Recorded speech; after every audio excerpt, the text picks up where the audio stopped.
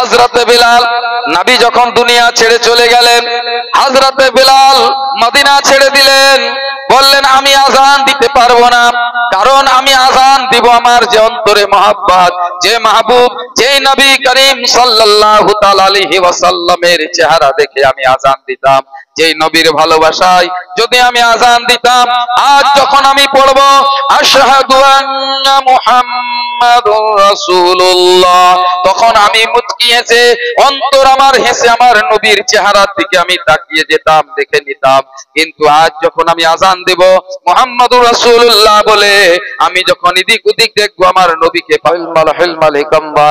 ওয়া সাহাবিহি ওয়া বারিক সাল্লিম সাল্লু আলাইহি সালাতাম ওয়া সালামান আলাইকা ইয়া রাসূলুল্লাহ সাল্লাল্লাহু তাআলা আলাইহি ওয়াসাল্লাম।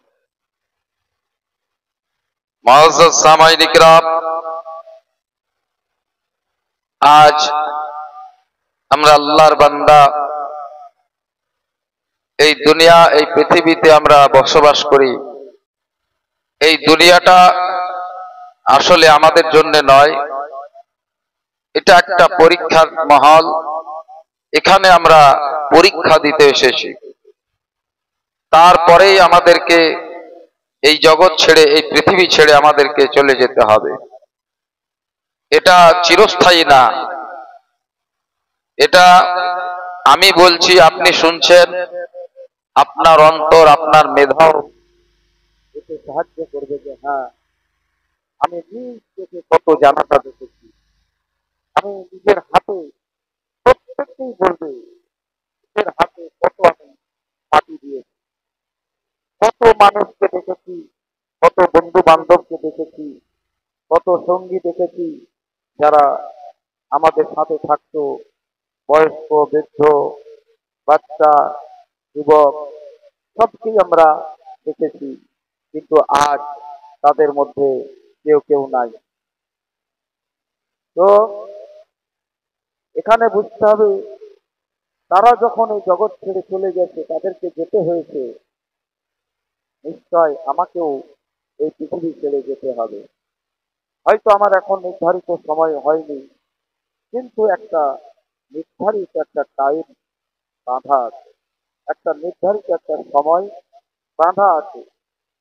আর এটা বলেছিলাম এর আগের জন্মতে যে সব জিনিসের, সব কিছুরই রুলস আছে, একটা কানুন আছে, একটা আইন আছে, একটা নিয়ম আছে, একটা তরিকা আছে। কিন্তু এই একটা এমন জিনিস, এটাকে বলা হয় মওত, এটার কোনো নিয়ম নাই, এটার কোনো তারিকা নাই, এটার কোনো রুলস নাই। মওত মরতে হবে, মরতে হবে। চাই বাচ্চা হোক, বুড়া হোক, বয়স্ক হোক, সুস্থবান হোক, অসুস্থবান হোক, যেই হোক, দুনিয়া ছেড়ে তাকে যেতে হবে। দুনিয়াতে আসার রুলস আছে। প্রথমে দাদা আসবে, দাদার পরে আব্বার জন্ম হবে, আব্বার জন্মের পরে পোতার জন্ম হবে, পোতার পরে পরপোতার জন্ম হবে। এই রকম পরস্পর লাইন দিয়ে জন্ম নিচ্ছে। কিন্তু মৃত্যুর সময় হয়তো পোতাই আগে চলে গেল, কিংবা পোতা দাদু থেকে গেল, বাপ মরে গেল, কিংবা দাদু থেকে গেল, পোতাই চলে গেল। এইরকম মানে মওতের কোনো রুলস নাই। কে কখন কোথায় মরবে, কার কোথায় সময় নির্ধারিত করা হয়েছে, এই সময়টা হয়নি। আমরা হয়তো রক্তের গরমে বলেন, অহংকারে বলেন, শয়তানের বশীভূতিতে বলেন, যে কারণে বলেন না কেন, আমরা হয়তো মওতকে পিছনে রেখে এসেছি, ভুলে বসেছি।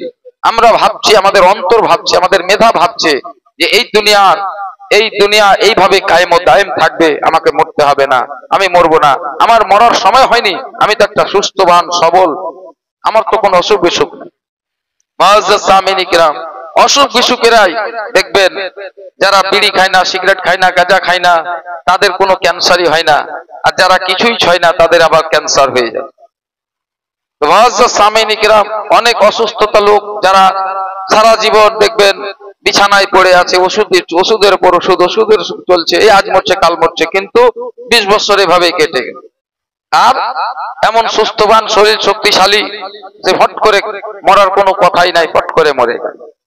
আজ আমাদের মসজিদের পাশে যে মহিলা ইন্তেকাল করেছেন, আমি যতদিন থেকে এসেছি এখানে, প্রায় 12-13 বছর হয়ে গেল, ততদিন থেকে অসুস্থ, এই আজ মরছে কাল মরছে, আজ মরছে কাল মরছে।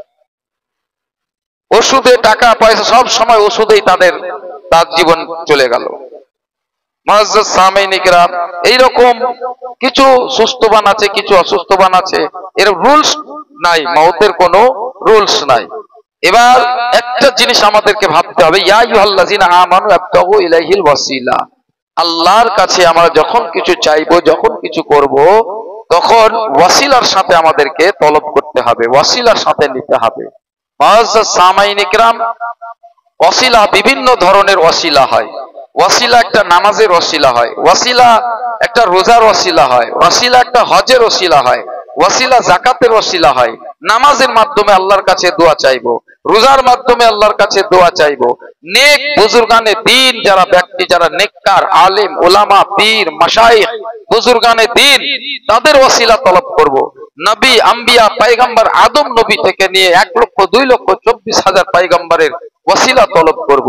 কারণ আল্লাহ রাব্বুল আলামিনের কাছে যে সব জিনিস প্রিয় সব থেকে, সেই সব প্রিয় জিনিসের ওয়াসিলা আমরা তলব করব, আল্লাহর কাছে তলব করব। জাহিদু ফি সাবিলিল্লাহ, আর আল্লাহর রাস্তাতে জিহাদ করতে হবে। জিহাদেরও কয় রকম ভাগ আছে। জিহাদ যেমন যুদ্ধের ময়দানে ইসলামের খাতিরে, দ্বীনের খাতিরে, সত্যর খাতিরে, কোরআনের খাতিরে, আল্লাহর খাতিরে এই দ্বীন প্রতিষ্ঠিত করার জন্য যেটা যুদ্ধ করা হয় সেটাকেও বলা হয় জিহাদ। আর একটা জিহাদ বলা হয় যেটা মনের আত্মার সাথে আপনাকে জিহাদ করতে হবে, শয়তানের আশওয়াসা থেকে আপনাকে জিহাদ করতে হবে, আকল নফসকে দোনোকে বারাবারে নিয়ে যাওয়ার সাথে জিহাদ করতে হবে। আপনার আকল বলছে নামাজ পড়বো, আপনার দিমাগ বলছে যে আল্লাহর রাস্তায় চলবো, নফস বলছে যে না মদ খা, গাঁজা খা, নফস বলছে যে অমুক কর, জিনা কর, গুনাহ কর, এগুলা ভালো কাজ, এগুলা ভালো না। নফস বলছে সুদ খা, ব্যবসা করিস না। সেই নফসের আম্মারা এর সাথে একটা যুদ্ধ করাকে বলা হয় জিহাদ। সুবহানাল্লাহ। প্রিয় দিনী ভাইরা, কিন্তু আপনি যাই করুন না কেন, জিহাদ করুন, নফসের সাথে জিহাদ করুন, যুদ্ধের ময়দানে গিয়ে জিহাদ করুন, নামাজের ওসিলায় আপনি আল্লাহর কাছে কিছু চান, পীর বুজুর্গানে দ্বীন মাশায়েখ ওলি আল্লাহ মাজারের ওসিলা দিয়ে চান, যে কোনো জিনিস দিয়ে আপনি আল্লাহর কাছে চান ওসিলা দিয়ে, সব জিনিসে একটা জিনিস লাগবে, সেটা হলো নবীর মোহাব্বত। সুবহানাল্লাহ সাল্লাল্লাহু আলাইহি ওয়াসাল্লাম, নবীর ভালোবাসা। হযরত মুহাম্মদ সাল্লাল্লাহু তাআলা আলাইহি ওয়াসাল্লাম, যিনি শ্রেষ্ঠ নবী, আল্লাহর প্রিয় মাহবুব, আল্লাহর প্রিয় হাবিব, এই নবী করিম সাল্লাল্লাহু আলাইহি সাল্লামের ওয়াসিলা, তিনারই সাথে যখন মোহাব্বত থাকবে, ভালোবাসা থাকবে, তখন আপনার সবকিছু কার্যকারী হয়ে যাবে, সবকিছু আপনার কার্যকারী হয়ে যাবে। কারণ আল্লাহ পাক কোরআনের মাধ্যমে বলেছেন, যদি তোমরা আল্লাহকে রাজি করতে চাও, যদি তোমরা আল্লাহকে খুশি করতে চাও, তাহলে আগে নবীকে রাজি করতে হবে, নবীকে খুশি করতে হবে। এবার আমরাকে লক্ষ্য করতে হবে নবী কিসে রাজি হবেন, নবী কিসে খুশি হবেন, নবী কি আমাদেরকে হুকুম দিয়েছেন। নবীর যদি সব কথাগুলো আমরা যদি পাই টু পাই শুনি আর আমল করি, তাহলে নবী আমাদের প্রতি রাজি হয়ে যাবেন। সুবহানাল্লাহ। প্রত্যেক দিন আজান হয়, একদিন হঠাৎ করে আজানের আওয়াজ আসছে, হযরতে বেলাল রাদিয়াল্লাহু তাআলা আনহু আজান দিচ্ছেন, আজানের আওয়াজ আসছে, হাইয়া আলাস সালাহ না বলে হাইয়া আলাল জিহাদ, এই বলে যখন আজানের আওয়াজ চলে আসছে, আগে মাইক ছিল না, লাউড স্পিকার ছিল না, কোনো আওয়াজ উচ্চ ধ্বনি স্বরের আওয়াজ ছিল না, যখন বিলাল হযরতে আজান দিতেন, প্রত্যেকটা মদিনাবাসীর কানে কানে আল্লাহ রাব্বুল আলামিন হযরতে বিলালের আজানের আওয়াজ পৌঁছে দিতেন। কারণ হযরতে বিলাল শুধু আমাদের মতো আজান দিত না, আল্লাহু আকবার বলে শুধু আজান দিত না, তার মনের মধ্যে যেমন নবীর প্রেম ভালোবাসা, নবীর প্রেম ভালোবাসা ছিল, ওই ভালোবাসা নিয়ে যখন আজান দিত, তার আজানের আওয়াজ আরশ পর্যন্ত পৌঁছে যেত। সুবহানাল্লাহ। হযরতে বিলাল, নবী যখন দুনিয়া ছেড়ে চলে গেলেন, হযরতে বিলাল মদিনা ছেড়ে দিলেন, বললেন আমি আজান দিতে পারবো না, কারণ আমি আজান দিব আমার যে অন্তরে মহব্বত, যে মাহবুব, যে নবী করিম সাল্লাল্লাহু তাআলা আলাইহি ওয়াসাল্লামের চেহারা দেখে আমি আজান দিতাম, যেই নবীর ভালোবাসায় যদি আমি আজান দিতাম, আজ যখন আমি পড়ব আশহাদু আন্না মুহাম্মাদুর রাসূলুল্লাহ, তখন আমি মুচকি হেসে, অন্তর আমার হেসে আমার নবীর চেহারার দিকে আমি তাকিয়ে যেতাম, দেখে নিতাম। কিন্তু আজ যখন আমি আজান দেব মুহাম্মাদুর রাসূলুল্লাহ বলে, আমি যখন এদিক ওদিক দেখবো আমার নবীকে পাবো না, তখন আমার হার্ট অ্যাটাক হয়ে যাবে, আমি হয়তো মারাই যাবো। সুবহানাল্লাহ। হযরত বেলাল বহুদিন পর আজান দিয়েছিলেন, আসার পরে ওই আশহাদু আন্না মুহাম্মাদুর রাসূলুল্লাহ এসে আটকে গিয়েছিলেন, তিনার আর আওয়াজ বের হচ্ছিল না। যখন আল্লাহু আকবারের আওয়াজের ধ্বনি দিলেন, পুরো মদিনাবাসী খেপে গেল, নবী জিন্দা হয়ে আছে, আবার নাকি নবীর জামানা চলে এসেছে, নবী হয়তো দুনিয়াতে আছে, দুনিয়ায় চলে এসেছে। মানুষ, বৃদ্ধ, ছোট, মহিলা, বড় সব ছুটে এসেছে বেলালকে দেখতে। সুবহানাল্লাহ। ওই বেলালের আজানের আওয়াজ, ওই হাইয়া আলাস সালাহ না বলে হাইয়া আলাল জিহাদ বলে আওয়াজ আসছে। এক মহিলার কানে আওয়াজ পৌঁছেছে, মহিলা ফজরের আজানের এই আওয়াজ শুনে কান্নায় কান্না করে চলে যায়। তার পাশে ছিল 7 বছরের একটা সন্তান, সে কান্না করে, এত কান্না করে তার চোখের পানি ঝরঝর করে বয়ে যায়। ওই 7 বছরের সন্তান বলে, আম্মা তুমি কান্না করো কেন? বলে, বেটা এতদিন আজান হয়েছে, বেলাল হাইয়া আলাস সালাহ বলেছে, হাইয়া আলাল ফালাহ বলেছে, নামাজের দিকে ডেকেছে, কিন্তু আজকে বেলাল আমাদেরকে জিহাদের জন্য ডাক দিয়েছে, কিন্তু আমার কেউ নাই, আমার কোনো সন্তান নাই, আমার স্বামী নাই, যে আমি তাকে পাঠাবো জিহাদের ময়দানে, যুদ্ধের ময়দানে, ইসলামের খাতিরে, সত্যের খাতিরে, কোরআনের আইন প্রতিষ্ঠিত করার জন্য আমি কাকে পাঠাবো? আজ কয়েক মাস আগে তোমার আব্বা এই রকম কোন যুদ্ধে গিয়ে যখন বেলাল ডাক দিয়েছিল, তোমার আব্বাকে পাঠিয়েছিলাম, তোমার আব্বা শহীদ হয়ে গিয়েছিল, আমি শহীদের স্ত্রী হতে পেরেছি, এবার আমার কোনো যোগ্য সন্তান নাই যে আমি কোনো সন্তানকে পাঠাবো। বেলালের ডাক বেলালের নয়, কারণ নবীর ডাক। সুবহানাল্লাহ। নবীর ডাক নবীর নয়, বরঞ্চ আল্লাহর ডাক। সুবহানাল্লাহ। ওই মহিলা চিন্তায় পড়ে কান্না করে, ওই 7 বছরের সন্তান, সন্তানও দেখেন কেমন সন্তান। তখন আম্মা জানকে বলেন, আম্মা জান আমি তো তোমার সন্তান, প্রস্তুত আছি, আমি যদি কারবালার, আমি যদি ময়দানে গিয়ে, আমি যদি যুদ্ধের ময়দানে শহীদ হয়ে যাই, তাহলে তুমি শহীদেরও মা কহলাবে, তুমি শহীদের মা হয়ে যাবে। আম্মা চলো, আমাকে নিয়ে চলো রাসূলের দরবার, আমাকেও জিহাদের ময়দানে লিস্টে আমার নাম লিখিয়ে দাও। সন্তান জানে একটা তারওয়াল উঠাবার ক্ষমতা নাই, 7 বছরের সন্তান, 7 বছরের ছেলের তারওয়াল উঠাবারও ক্ষমতা নাই। সে মাকে বলছে, মা আমাকে নিয়ে চলো নবীর দরবারে, আর সেখানে নাম লিখিয়ে দাও, আমিও নবীর সাথে আমি জিহাদ করতে যাব, যুদ্ধ করতে যাব, এই দিন ইসলামের জন্য, কোরআনের জন্য, আল্লাহর জন্য, সত্যের জন্য আমিও যুদ্ধ করতে যাব। সন্তানের মা খুশি হয়ে গেল সন্তানের কথা শুনে। ওই সন্তানকে নিয়ে আমার নবীর দরবারে এসে হাজির হয়েছেন, উপস্থিত হয়েছেন। এমন সময় লাইনে আছে, সব নাম লেখাচ্ছে। হযরতে আবু বকর নাম লিখে নিলেন, হযরতে উসমান নাম লিখছেন, হযরতে আলী নাম লিখলেন, হযরতে, এইভাবে সমস্ত সাহাবায়ে কিরামদের লিস্টে নাম লেখা হচ্ছে, কে কে যুদ্ধে যাবে। এমন তো অবস্থায় পিছনে ওই মহিলাকে দেখতে পায়। সাহাবায়ে কিরাম এসে বলে, মা গো তুমি আর এখানে থাকো না, তুমি চলে যাও, কারণ এই জিহাদে, এই যুদ্ধে কোনো মহিলাকে ডাক দেওয়া হয়নি, শুধু পুরুষেরা এই যুদ্ধে যাবে, তুমি যেতে পারবে না। মহিলা বলে, বাবা আমি তো যুদ্ধে যাব না, কিন্তু আমার এই 7 বছরের সন্তানটা যুদ্ধে যাবে। আল্লাহু আকবার। এই হলো দ্বীন প্রতিষ্ঠার জন্য, নবীর মহব্বতে, নবীর ভালোবাসাতে, যেই নবী দ্বীনটাকে নিয়ে এসেছে, সেই দ্বীনটাকে প্রতিষ্ঠিত করার জন্য নিজের সন্তানকে, এমনকি নিজের মাল, ধন, দৌলত এই সব তো কুরবান করে দিয়েছে, নিজের স্বামীকেও কুরবান করে দিয়েছে। এখন একটা পুঁজিতে সন্তান আছে, তো ভবিষ্যতের চিন্তা না করে সেই সন্তানকেও এই দ্বীন প্রতিষ্ঠিত করার জন্য নবীর ভালোবাসায়, নবীর মহব্বতে ওই জিহাদের ময়দানে পাঠিয়ে দিচ্ছে। সুবহানাল্লাহ। ভাইরা আমার, আজকে আমরা ব্যস্ত আছি।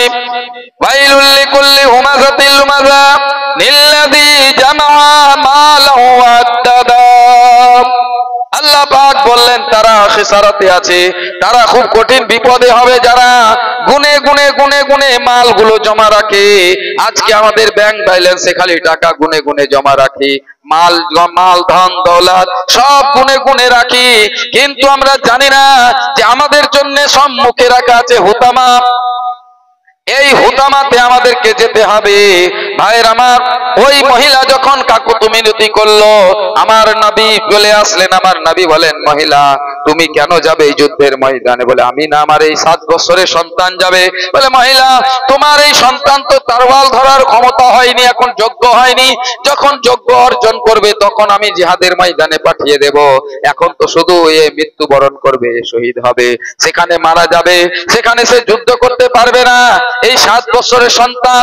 ওই মহিলা বলে, ইয়া রাসূলুল্লাহ, ইয়া হাবিবাল্লাহ, ওগো আল্লাহর নবী, এই সন্তানকে আমি যুদ্ধ করতে পাঠাইনি। এই সন্তানকে শুধু আমি জানি যে এই সন্তান আমার তরোয়াল উঠাবার যোগ্য নয়, বর্শা উঠাতে পারবে না, কারোর সাথে যুদ্ধ করতে পারবে না। কিন্তু ইয়া রাসূলুল্লাহ, ইয়া হাবিবাল্লাহ, আপনি যখন ময়দানে যুদ্ধ করতে নামবেন আমার সন্তানকে নিয়ে যাবেন। যদি কাফেরেরা আপনাকে বাম দিক থেকে তীর মারে, আমার সন্তানকে বাম দিকে করে দেবেন।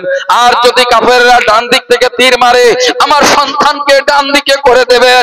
ইয়া রাসূলুল্লাহ, কোন কাফের মুশরিকের তীর যেন আপনার শরীরকে স্পর্শ না করে, আমার এই সন্তানকে ঢাল বানিয়ে আপনার নিয়ে যান। সুবহানাল্লাহ, আপনার ঢাল বানিয়ে নিয়ে যান। ইয়া রাসূলুল্লাহ, কোন কাফের মুশরিকের তীর যেন আপনার শরীরে যেন স্পর্শ করতে না পারে, সেই জন্য আমার এই 7 বছরে, আমার তো আর কোনো পুঁজি নাই, ইয়া রাসূলুল্লাহ এই 7 বছরের সন্তান আছে, তাহলে আমি এই শহীদের মা হব। কোন সুবহানাল্লাহ। আল্লাহর নবী, মায়ার নবী, দয়ার নবী চক্ষু বন্ধ করে অন্তরে দুঃখ প্রকাশ করছেন, ইয়া আল্লাহ, এই রকম মহব্বত করনেওয়ালা উম্মত আছে। এমত অবস্থায় জিবরাইল চলে আসলো। আসার পরে বলেন, ইয়া রাসূলুল্লাহ, ইয়া হাবিবাল্লাহ, ওই আল্লাহর বান্দিকে আপনি সালাম বলে দেন, আল্লাহর সালাম দিয়ে দেন। আর ওই বান্দিকে বলেন, এ বান্দি তোমার সন্তানকে নিয়ে যাও, তোমার সন্তানের নাম আরশের মধ্যে আল্লাহ রাব্বুল আলামিন মুজাহিদ হিসাবে লিখিত করে দিয়েছে। তোমার সন্তানকে মুজাহিদ, তোমার সন্তানের নাম মুজাহিদ হিসাবে আল্লাহ পাক আরশের মধ্যে লিখে দিয়েছেন। এখন আর তোমার সন্তান লাগবে না, আল্লাহ পাক তোমার উপরে রাজি আছেন। যখন আমি রাজি হয়েছি, আমি নবী তোমার প্রতি রাজি হয়ে গেছি, তোমার সন্তানের প্রতি রাজি হয়ে আছি, তো আল্লাহ রাজি হয়ে গেছেন। কান সুবহানাল্লাহ। যে কোনো জিনিসে, যে কোনো ইবাদত করুন, রিয়াজত করুন, যে কোনো কিছু করুন, সব কাজে আমার নবীর ভালোবাসা লাগবে, আমার নবীর মহব্বত লাগবে। যদি আমার নবীর মহব্বত না থাকে, আমার নবীর যদি ভালোবাসা না থাকে, তাহলে সে কোনোদিনও কামিয়াব হতে পারবে না। কারণ এর আগের জুম্মাতে বলেছিলাম যে জিক্র ফিকা হ্যায় জব তক না মজকুর হো। যতই আপনি ইবাদত উপাসনা করুন, যতই রিয়াজত করুন, যতই জিক্র করুন, আল্লাহর জিক্র আজকার করুন, আপনার ততক্ষণ পর্যন্ত আপনার কামিয়াব হবে না, যতক্ষণ না হুসনে নমকিনে ওয়ালা हमारा নবী, যতক্ষণ পর্যন্ত নবী পাক সাহেবে লালা সাল্লাল্লাহু আলাইহি সাল্লামের নাম ওই ইবাদতে না আসবে।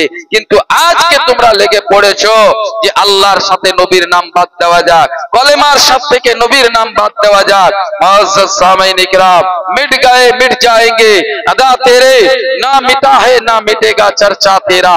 নবী পাক সাল্লাল্লাহু আলাইহি ওয়াসাল্লামের সাথে যখন মহব্বত করবেন, ভালোবাসা করবেন, কারণ যারা নবীর সাথে দুশমনি করেছে, যারা নবীর সাথে গাদ্দারি করেছে, যারা নবীর সাথে বেঈমানি করেছে, তাদের বংশধর আজ দুনিয়ায় নাই, তাদের নামে দোয়া খায়ের করার আজ কেউ নাই।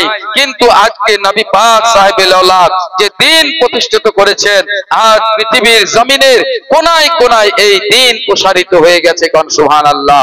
তো মুআজ্জাজ সামিঈন ইকরাম, আল্লাহ পাকের কাছে দোয়া করি পরবর্তীগার যেন আমাদের অন্তরে নবীর ভালোবাসা, নবীর মহব্বত পয়দা করে দেন। আমিন।